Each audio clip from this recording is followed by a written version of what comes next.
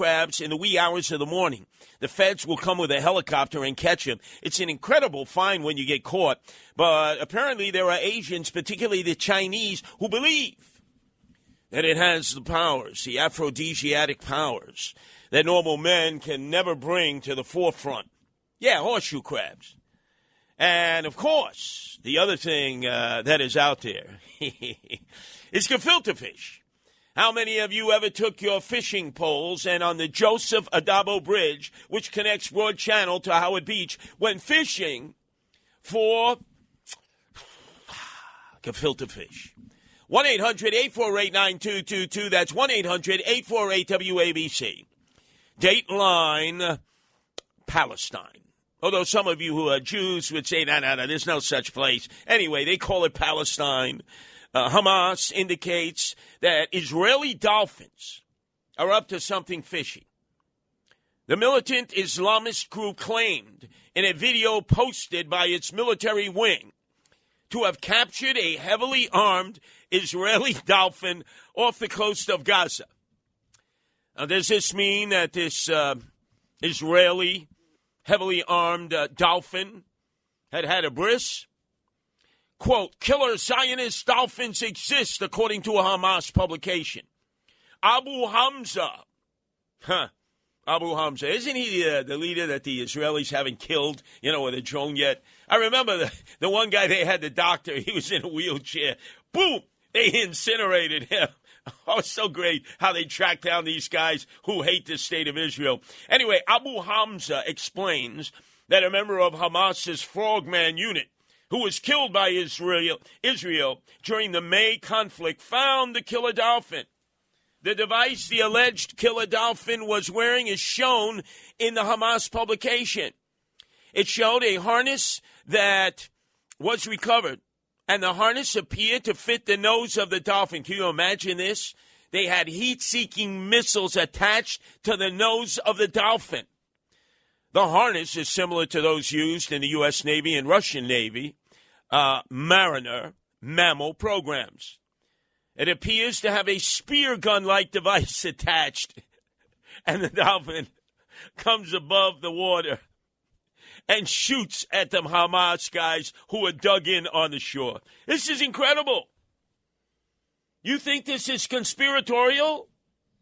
Or do you think this report is accurate and that the Israelis do that along with the Russians and the Americans, weaponizing dolphins? Flipper. 1-800-848-9222. That's 1-800-848-WABC. Apparently, we have a number of individuals who are on the line who have answers to a trivia question that I had posed to all of you. By the way, Bruce, can you please play the cut of Frank Morano diminishing trivia, claiming that it does not lead to further conversation? Could you play that, please? Having a bit of trouble triggering off some of these cuts here. Again, trivia questions aren't great talk topics, because once we learn it, it's kind of over. But it is interesting. I would not have guessed that. You couldn't be more hopelessly wrong, Frank Morano, who returns tomorrow night in 1 o'clock in the morning after the 12 midnight show, which has become the most popular of any hours here on WABC, featuring my wife, Nancy Sliwa, who is the animal rights activist, the animal rescuer, and we talk all news animals from 12 midnight to 1, and then we pass off the 50,000 powerful watts of sound to the Mangaluch, the Mamaluk, Frank Morano. Let's go to Fausto, who's calling from Newark, where the hawk is talking. Your turn to be heard here at WABC, Fausto. Yes, you're talking about Colin Ferguson. Yes, the Long Island Railroad gunman. And don't forget the late great Attorney General Richard Brasberg, author of The Janine Machine. Ah, there he is. Snuck right by Phil. The guy who's got an obsession with Judge Jeanine Pirro, who you can hear in just a few hours after Mike Kumbadicic, Rudy Giuliani, and Dr. Maria on from 10 to 11. And then it's Judge Jeanine Pirro from 11 to 12, and yet he never, ever calls Judge Jeanine Pirro. Like a little schoolboy. He's obsessed. He's fascinated with her, but he doesn't feel he's worthy enough to have a conversation with her. You remember how somebody would be in the cafeteria and they were infatuated with a young lady but would never approach her because he was so nebbishy, so schlubby, so unsure of himself? That's this guy. No doubt about it. 1-800-848-9222. Let's go to Eric, who's calling from Manhattan, where the Hawk is talking here at WABC. Eric. Hey, Curtis. About your dolphin story, I've heard stories about there's another thing about dogs I'll mention real quick. But they were trained in Vietnam to do the spear guns, all that crap. But they were also they used nitrogen darts to shoot at possible enemy divers to like make them explode and go to the top and surface real quick and explode. And there was one of the gang stalking incidents I heard of. It's on record. Experiments with dogs using electrodes to like make them turn this way, turn that way. And that was ages ago. That's basic. All right. Man. But wait a second. Let's stick. Forget the canines right now. Sure. Let's stick with the dolphins. Sure, no problem. So how does this work? The dolphins is swimming offshore. In this case, Hamas claims for sure the Israelis had weaponized dolphins, right? Yeah, they had them planting mines, so I heard in the Vietnam story. Wow. So you just, yeah. Wow, stuff to do with animals. Wow. Yeah. So they had these dolphins planting mines out at sea to take... Probably like at bridges, too, and boats, close in. I guess it's like anything. You start training them when they're young, and it's really bad because they're killing humans.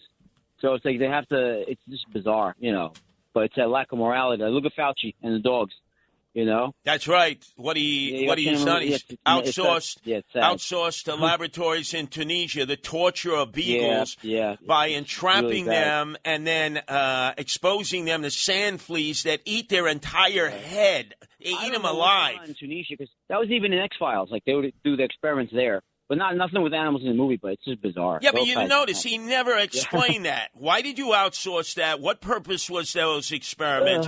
And it just seems like you reveled in torturing these beagles. It's horrible. It's horrible. They probably had some medicine in dogs, so they want to see how it processes. I don't know. It's over my head, but it's horrible. It's just I don't see any need for that anymore. I'll tell you. I won't even tell you about what they did. They were doing with the kittens, and I think it had to do with toxoplasmosis. Weaponizing it maybe, but that was Roger Stone knows about that too. It's horrible. Roger Stone knows about this. Whoa, Roger Stone. I think if I have a conversation about Roger Stone right now, I'd probably be dragged before the Insurrection Committee of January 6th in the House. Do you have a conversation with Roger Stone? That reminds me, some reporter, I forget which publication when I was running for mayor, wanted to see what was in my red wallet, which I keep in my back pocket with rubber bands around it, similar to when I had my pancake mitt. I didn't have a Rawlings or a Spalding. I had a pancake mitt, which was from either Formosa, a.k.a. Taiwan. And we would put a hard ball in one mitt and put 50,000 rubber bands around it and put it in the freezer. Likewise, with a clincher, a softball, in a separate pancake mitt. Because the coaches always told us, hey, your baseball gloves, you can't use it for both hardball and softball. I'll never forget that. And then eventually I ended up sleeping with my baseball gloves, and that elevated to sleeping with young ladies, and that's when I got into double trouble. I should have continued just sleeping with my baseball gloves. But it brings to mind the utilization of dolphins. And when we grew up watching Flipper, how many of you are dolphin experts and know how close dolphins are to the human species? 1-800-848-9222. That's 1-800-848-WABC. How many traits do dolphins, both males and females, and bisexual dolphins, yes, there are bisexual dolphins, believe it or not, share in common with the human species?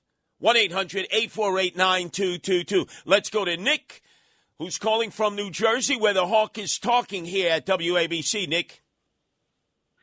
We're talking about homeless people, and you don't have a tort except to chase them around town.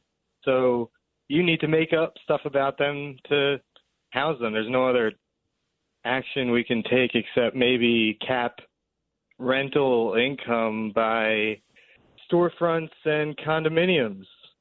or days instead of price. Okay, so now let me ask you a question. A lot of the homeless, they have underlying conditions that make it such that they don't want to stay in any one place, including a shelter. How do you handle that, Nick? I don't know. The one thing that I think that is scary is that what if these people are just trying to get a place to stay and they commit these crimes? No, that's interesting. I'm sure within the psyche of every human being, they want shelter. They don't want to be exposed to the elements. If given an opportunity to have their own little apartment, even if it was a micro apartment, I think we'd have to come to the conclusion that they would be better off. But I know so many of them on a first-name basis. In fact, I'll tell you a story. It's very interesting. Back when we were doing our crackdown against crack cocaine in Times Square, Restaurant Row on 46th Street, and west of 8th Avenue, there was like the Green Line in Beirut. There was a guy who had joined the Guardian Angels, a little small fella, to a short fella named, we nicknamed him Gandhi. He was from India originally. Well-spoken, well-educated, an excellent martial artist. But he chose to live under the tracks, the old Amtrak tracks that are still being used that are over on the west side. We came up with places that he could be housed in a single-room occupancy hotels, which existed in the 80s, other charities that were happy to provide him with some form of permanent housing.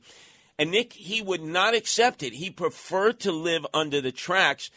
Now, what do you say to a person like that who's sane and sober?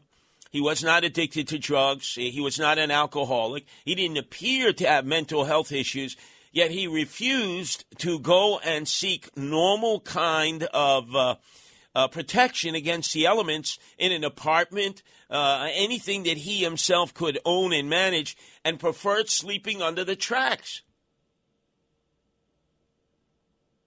I don't know. Maybe he should be neutered or something. Well, why do you say neutered? Because the guy was educated, well-spoken, could explain himself, an excellent martial artist, volunteered his time to patrol as a guardian angel, but when it was time to, quote, go home, like so many guardian angels would, to wherever they lived, we actually saw that he lived under a bridge, and he talked about it, and he just said, I can't. We even told him you could stay at the headquarters. We had a headquarters right then on Restaurant Row, and then soon after that, once we cleared up Restaurant Row and all the restaurants were back and operating and doing Buffalo business, we had a little storefront on 46th and 8th Avenue. We said, why don't you stay here, Gandhi? He said, no, I want to stay underneath the tracks. What do you do for a person like that who clearly has this impression that they'd rather live outdoors and not accept any kind of housing whatsoever, or use whatever limited resource they have to get any kind of housing? It sounds like a principal, or maybe he's like really into saving from share split spending. 40% debt spending is what we spend, so it's saver money, especially if you amortize it. Taxpayers are like on vacation 1%, or really 0% if you appreciate tails and normal stuff. Nick, what part of New Jersey are you from, Nick? Monmouth County. Yeah. Monmouth County, okay. So that's relatively a well-to-do county. Am I correct, Nick? Yeah, it's nice. It's on the beach. Isn't that where Christine Todd Whitless comes from, somewhere in Monmouth County with her horse farm? Yeah. There's Morganville. Okay. That's the point. Right exactly on the map. You'll be able to find it. All right. Now, see, you're very cogent when we're talking about geography, geographic locations, where you live, where Christine Todd Whitless has her horse farm. But then when you were talking before that, I was finding it very difficult to connect with what you were saying. Do you recognize that? I think what I said made sense. Why do we have a FDA anyway? Like, just is it like a king for animal testing or craft beers? like we could just open source everything and not rent seek like the government's trying to do. Like Trump did nothing with these for the USPTO, but even if that was useful, it's just science. Like what is the government doing here? You don't understand what I'm saying, Curtis? No. You're experiencing your own stream of consciousness, and I promote that. People should be able to express themselves. I am, though, trying to connect the dots. You've hit on a number of different subjects, some of which I understand completely, some of which I don't understand. But you would acknowledge it is a stream of consciousness that you have on this subject matter, correct? Yeah. Yeah. And you see, this is what I'm trying to encourage Americans to get engaged in, is to have a stream of consciousness, not just to be anal and stuck in a warped discussion about things that go nowhere, that are just a repetition of everything you've heard before. I haven't heard you repeat anything from a previous discussion I may have had with other people or what I've heard on Talk Radio or Talk TV. I commend you, Nick. Yeah, be original. That's definitely so important. Oh, incredible, because so much of what we have in Talk Radio and Talk TV is not original at all. It's hackneyed. It's just a repetition of what you just heard in the program before. It's almost like they're reading from the talking points that they've shared with one another. Whereas, Nick, you actually took us to areas and arenas that I have to acknowledge I've not visited before, and I appreciate you for doing that, Nick. It's just as good as the drugs. Exactly. We were talking with Carol in the previous hours how people use LSD and shrooms to open up their consciousness. And yet, you were able to do that without the benefit of the drugs, right, Nick? I'm going to go watch football on Sundays now. No. Now, you see, that's going back to the basics. You know, you listen to sports talk radio. Hey, what do you think? The Chiefs and the Bills, right? And they, repeat what you heard, for the past few hours. Don't go to the dark side, Nick. Don't go into that hackney world of talking heads, NFL prognosticators who all repeat what has been already said a million times, Nick. Keep your own mindset. Don't get influenced by them. Curtis, before I go, 10-year cohort national income on vaults.biz/party. You can see how much we're actually working, the 25 to 35-year-olds, or however they split it up in the census. That's vaults.biz/party. No, I'm definitely going to do that, Nick. You have enlightened me. Telling you. Better than microdots, better than LSD, better than shrooms. You see, that's what we promoted here at WABC, a stream of consciousness. You're not getting the typical talk radio caller who figures, I'll just say whatever the host, I think the host believes, because he or she will keep me on longer. Oh, yeah, I concur. I agree. You're absolutely right. You know, they just placate the host. They patronize the host. Nick challenged us all. Half the time, we couldn't even understand what the hell he was talking about. But he challenged us all. And that's the challenge I throw to all of you, is that if you've never called up a talk radio program before, and only 1% of listeners ever do, this is your time, because this is the kind of talk radio that doesn't exist anywhere else on the planet. It's a stream of consciousness, and we've been going through this, what will be a total of 6 hours by the time we reach the 6 a.m. Benchmark. And then we get, the Greek Orthodox diatribe, and then Religion on the Line, where the rabbi agrees with Reverend Bernard, and it's a love fest. And then it's the Cats Roundtable, and that's where they spice it up. They spice